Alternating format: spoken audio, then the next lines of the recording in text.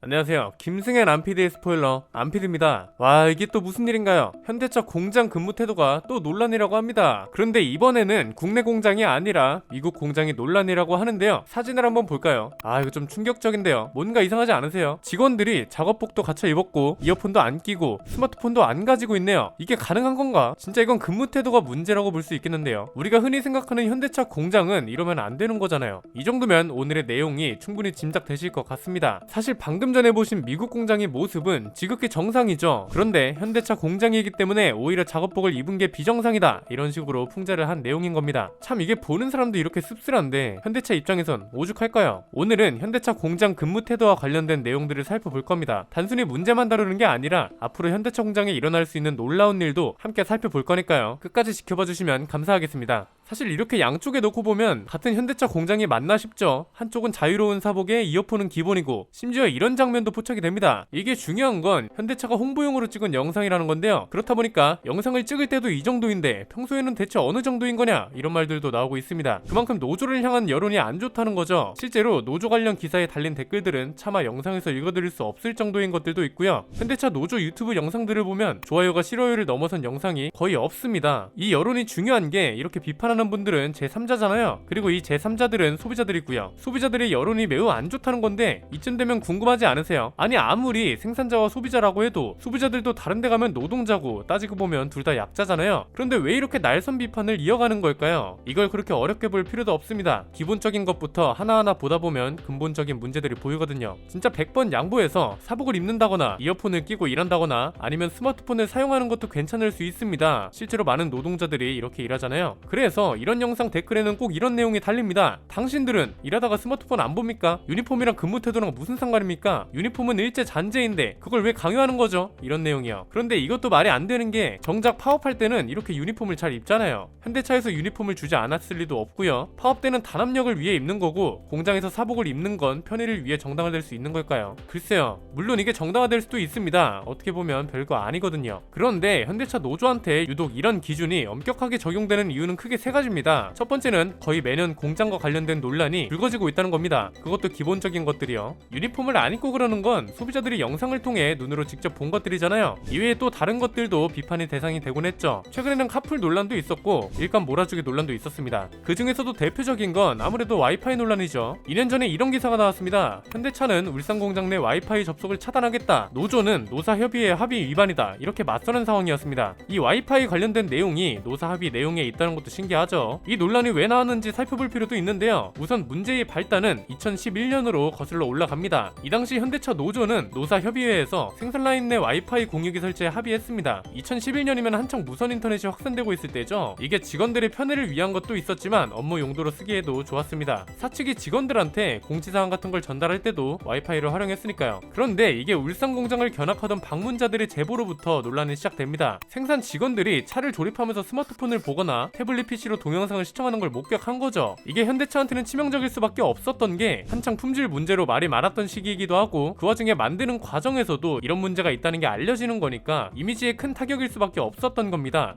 그러면 왜 그 당시에 바로 뿌리 뽑지 못했냐? 이게 언론에서는 강성노조의 대명사인 노조의 눈치를 보지 않을 수 없었던 상황이라 사측이 당장 실력 행사를 하지 못했을 거라 보더라고요. 쉽게 말하면 이런 거죠. 원래는 우리가 이 정도 성과를 냈으니까 이 정도는 허용해 주세요, 이런 순서가 되어야 하잖아요. 그런데 현대차 노조는 이걸 규제해? 지금 노동자들을 탄압하는 거냐? 나 일 못해, 이렇게 된다는 거죠. 그렇기 때문에 사측에서 강제적으로 이런 걸 규제하지 못했다는 겁니다. 이게 너무 사측의 편향적인 거 아니냐고 할 수도 있습니다. 그런데 두 번째 이유랑 연결시켜보면 사측의 마음이 충분히 이해가 됩니다. 두 번째는 생산 문제로 인한 피해가 심각하다는 건데요. 이게 거의 신차가 나올 때마다 문제되고 있죠. 제일 대표적인 게 팰리세이드 증산 문제입니다. 제가 최근에 이 증산 문제에 대해서 자세하게 말씀드렸잖아요. 팰리세이드가 출시된 지 3년이 지났는데 최근까지도 증산 문제로 골머리를 앓았습니다. 잠깐 출시 당시로 돌아가 보면 현대차가 1차적으로 수요 예측을 잘못한 게 있었고요. 그 이후에 9개월이나 대기할 정도로 몰린 수요를 해결하기 위해서 공급을 조율하려고 했는데 이게 노조의 반대로 지연됩니다. 이를 나눠주면 특근 일수가 줄어서 임금이 줄어든다는 이유로요. 그 이후에 증산에 합의하긴 했는데 미국 배정 물량까지 겹치면서 공급 조절을 완전하게 해결하지 못합니다. 그래서 결국 최근까지도 증산 문제로 다투다가 전주 공장의 물량을 나눠주기로 합의합니다. 근데 문제는 이것도 바로 해결되는 게 아니라는 겁니다. 이게 스타일 스타리아 물량을 전주 공장으로 배정하고 스타리아 물량이 줄어든 만큼 울산 공장에서 팰리세이드를 더 많이 생산하자는 내용이잖아요. 그런데 이걸 하려면 공장 설비를 깔아야 하고 부품 수급 같은 것도 조율해야 합니다. 여러가지 문제가 얽혀 있어서 합의한다고 해서 문제가 바로 해결되는 건 아닙니다. 그래서 전주 공장 스타리아 생산도 내년 7월부터 진행된다고 하죠. 앞으로 1년 정도는 공급 문제가 크게 해결되지 않을 거란 말이고요. 그리고 여기에는 조건까지 붙었습니다. 사측으로부터 울산 4공장이 주력 공장임을 확인받았고요. 울산 4공장 41라인 생산량이 16만 100대 아래로 내려갈 경우에는 스타리아 생산권을 다시 가져오는 조건도 있습니다. 그리고 지금 개발 중인 스타리아 수소차 같은 친환경차를 4공장이 우선 투입하는 조건까지 받은 뒤에야 합의가 이루어질 수 있었습니다. 또 하나 문제가 스타리아 물량을 전주 공장에 주기로 했다고 해서 팰리세이드 증산 문제가 완전히 해결된 것도 아닙니다. 팰리세이드 증산은 4공장 노사가 별도로 합의하기로 했기 때문에 아직 몇 대가 언제부터 늘어나는지도 확정된 게 아닙니다. 이 증산 문제는 팰리세이드뿐만 아니라 아이오닉5도 겪었던 문제고요. 합의 조건들을 보면 조금 우려가 됩니다. 현대차가 지금 친환경차를 미국에서 생산하겠다는 계획을 발표했잖아요.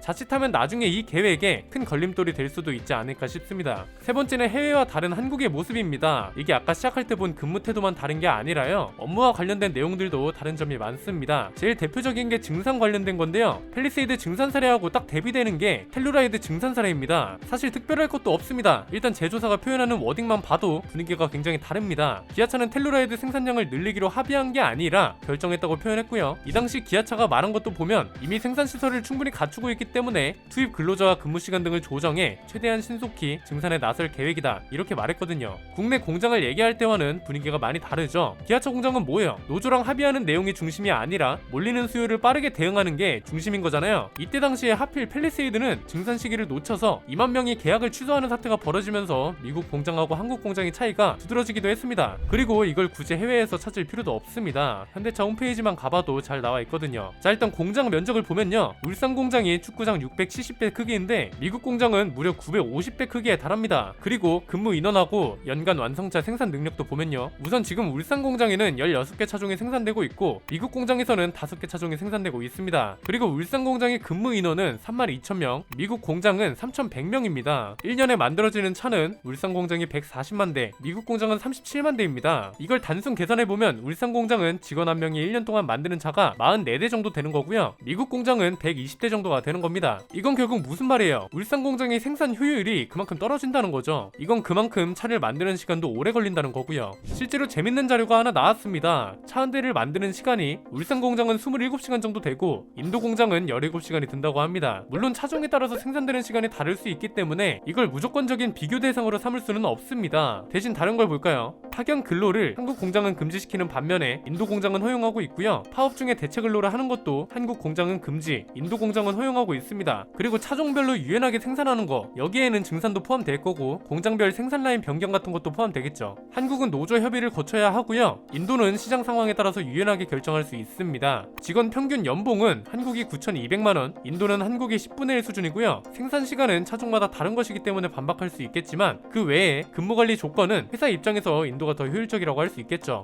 이게 국가산업 기준으로 봐도 차이가 좀 심합니다. 한국의 자동차 산업 노동 생산성은 세계 10위라고 합니다. 글로벌 자동차 제조사를 갖고 있는 나라가 그렇게 많지 않은 걸 감안하면 꽤 낮은 거죠. 독일하고 비교하면 절반 수준이고요. 단순히 뇌피셜이라고 할 수 없는 게요, 실제로 한국 자동차 산업협회랑 중견기업 연구원이 완성차 업체와 자동차 부품 업체 130곳 그리고 여기에 근무 중인 직원 637명을 대상으로 설문조사를 진행했습니다. 시장 수요 변화에 따른 노동력 활용 어려움의 원인이라는 질문에 대한 대답을 보면요, 일단 생산 및 기술직 직원들은 노조와의 협의가 가장 큰 원인이라고 대답했고요. 경영진은 비용 상승, 경직적 노동시간, 노조와의 협의 순으로 대답이 많았습니다. 이걸 반대로 말하면 직원과 경영진이 해결하고 싶은 문제인 거잖아요. 이게 오늘 내용에서 가장 중요한 포인트입니다. 경영진은 물건을 만드는 비용을 줄이고 싶어하고 노동시간을 마음대로 조율하고 싶어하고 어떤 걸 결정할 때 노조랑 협의하기도 싫다는 거죠. 이건 진짜 노조원들이 심각하게 받아들일 필요가 있습니다. 이걸 한 번에 해결할 수 있는 건 공장 자동화밖에 없거든요. 공장 자동화를 진짜 만만하게 보면 안 됩니다. 지금 한국은 산업 발전 속도에 비해서 자동차 공장 자동화는 너무 늦어요. BMW는 전기차 생산 규모가 축구장 18배 크기라고 하거든요. 그런데 직원은 50명밖에 없습니다. BMW는 아예 로봇을 사수, 사람을 조수 개념으로 보고 있습니다. 벤츠도 자동화에 앞장서고 있죠. 물론 자동화가 아닌 디지털화라고 표현하긴 합니다. 공장 내에서 일어나는 모든 일들을 기록하고 공유해서 데이터 투명성을 확보해 나가고 있다고 말했는데 이건 결국 사람을 관리하기 위해서 디지털 시스템을 도입했다는 거죠. 테슬라 공장도 자동화로 유명합니다. 상하이에 기가팩토리라는 이름으로 공장이 세워졌잖아요. 이 공장의 생산 능력은 연간 20만 대, 주당 4,000대 정도라고 합니다. 생산 과정도 과정인데 무엇보다 생산 라인 설치 속도가 엄청나게 빠르다고 하고요. 이렇게 되면 증산을 하게 되는 경우나 신차가 투입될 경우에 라인 재정비가 빠르게 된다는 거죠. 그만큼 공급과 수요도 빠르게 대응할 수 있게 되는 거고요. 현대차도 지금 정의선 회장 체제로 바뀐 뒤에는 마냥 지켜보기만 할 것 같지는 않습니다. 정의선 회장의 일 추진력이 굉장히 빠르잖아요. 최근에 보면 모터스포츠 쪽도 성과가 뛰어나고 신차 발전 속도도 엄청납니다. 수많은 행보 중에 가장 눈에 띄는 건 미국 생산을 위한 투자였습니다. 미국 현지에서 전기차를 직접 생산하려고 8조 원 규모를 투자하겠다 밝혔죠. 이것도 예상대로 노조가 바로 반발했습니다. 보스턴 다이내믹스를 인수한 것도 꽤 타격이 크죠. 물론 현대차가 공장을 자동화시키겠다고 직접 발표한 내용은 없지만 현대차가 보스턴 다이내믹스를 소개해둔 걸 보면 이런 내용들이 있습니다. 로봇은 이미 공장 등 다양한 이면에서 인간을 대신하여 위험하고 지루한 작업을 하며 우리를 돕고 있다. 그리고 보스턴 다이내믹스의 로봇 기술력으로 인해 로봇들은 공장에서 실제로 만나볼 수 있는 존재가 되었으며 우리가 혼자서 하는 것보다 훨씬 많은 것을 할 수 있도록 돕는 파트너로 거듭나고 있다.